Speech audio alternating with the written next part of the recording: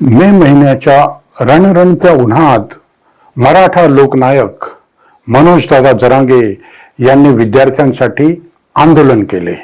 ही घटना दाखवून देते त्यांची सामाजिक बांधिलकी आणि विद्यार्थ्यांच्या प्रती असलेला त्यांचा कळवळा. It embodies an unwavering and relentless commitment to the welfare, progress and empowerment of Maratha youth at the cost of personal life. मित्रांनो, आपला विषय आज थोडा वेगळा आहे.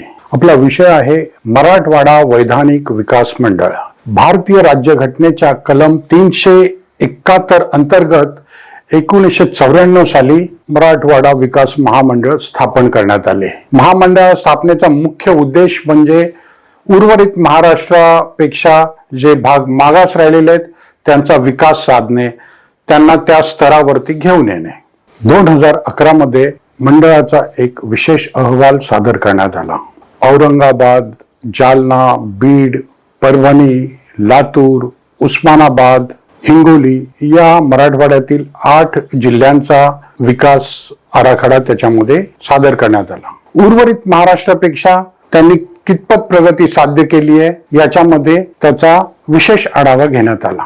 या अहवालात 10 विषय समित्या असून त्यापैकी 6वी, 7वी, 8वी सामाजिक विकास, समाज कल्याण आणि शिक्षण याच्याशी संबंधित आहे. आधुनिक भारताचा पाया रचणारे डॉक्टर बाबासाहेब आंबेडकर, पंडित जवाहरलाल नेहरू आणि महात्मा गांधी यांच्यात एक समान धागा आहे. तो समान धागा म्हणजे उच्च दर्जाचे पाश्चात्य शिक्षण आणि देशाच्या विकासासाठी शेवटच्या श्वासापर्यंत केलेले प्रयत्न. आज सुशिक्षित बेरोजगारी ही एक गंभीर समस्या बनली आहे. त्यामुळे परदेशी शिक्षण आणि परदेशी रोजगार याबाबत विकास महामंडळाने धोरण आखण्याचे आणि आर्थिक तरतूद करण्याची आवश्यकता आहे. मुंबई, ठाणे, पुणे, नाशिक येथून परदेशी शिक्षण घेण्यासाठी, रोजगारासाठी जाणाऱ्या विद्यार्थ्यांची संख्या आणि मराठवाड्यातील विद्यार्थ्यांची संख्या यांची तुलनात्मक माहिती उपलब्ध करून देण्यात आली तर या मागणीचे औचित्य अधिक स्पष्ट होईल. दुसरा महत्वाचा मुद्दा म्हणजे गुणवत्तापूर्ण शिक्षण. जगातील सर्वोच्च विद्यापीठांमध्ये भारतीय विद्यापीठांची उपस्थिती अत्यंत मर्यादित आहे.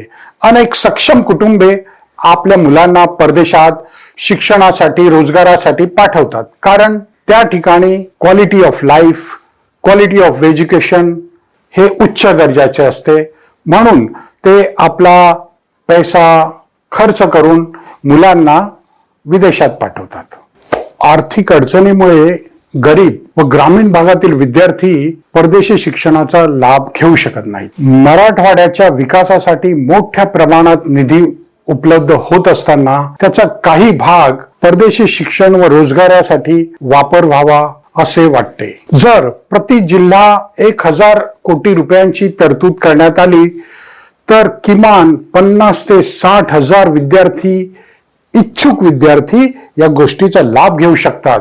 आणि हे केवळ खर्च नव्हे, ही भविष्यातील गुंतवणूक आहे. हे शिकलेले विद्यार्थी ज्ञान, कौशल्य, उद्योग आणि परकीय गुंतवणूक उद्या मराठवाड्यात आणू शकतात. यासाठी मराठा लोकनायक मनोजदादा जरांगे यांना विनंती आहे, कृपया यात लक्ष घालावे. हा न्यायालयीन प्रश्न नाहीये, हा स्थानिक पातळीवर सोडवता येण्यासारखा प्रश्न आहे. आणि जर हे झालं तर मराठवाड्यातील तमाम विद्यार्थी जाती धर्माच्या पलीकडे जाऊन आपले ऋणी राहतील. मराठवाड्यातील युवक युवतींनो, जग जिंकण्यासाठी सज्ज व्हा.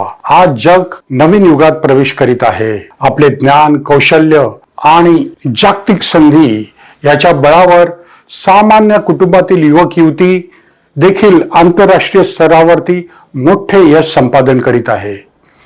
केरळमधील लाखो नागरिक गल्फ कंट्री येथे जातात आणि तिथे नोकऱ्या आणि शिक्षणामध्ये मोठे वर्चस्व निर्माण करतात. त्याचे प्रतिबिंब तुम्हाला केरळमध्ये दिसेल. त्यांनी उभारलेले अलिशान बंगले हे तुम्हाला केरळमध्ये दिसतील. त्याचप्रमाणे पंजाबमधील लोकांनी कॅनडा व इतर प्रगत देशात जाऊन आपले एक वेगळे स्थान निर्माण केलेले आहे. कॅनेडियन पार्लमेंटने तर पंजाबी भाषेचा वापर पार्लमेंटमध्ये व्हावा यासाठी मान्यता देखील देऊन टाकली आहे. मग मराठवाडा मागे का? मराठवाड्यात बुद्धिमत्तेची, कष्टाची आणि जिद्दीची अजिबात कमतरता नाहीये.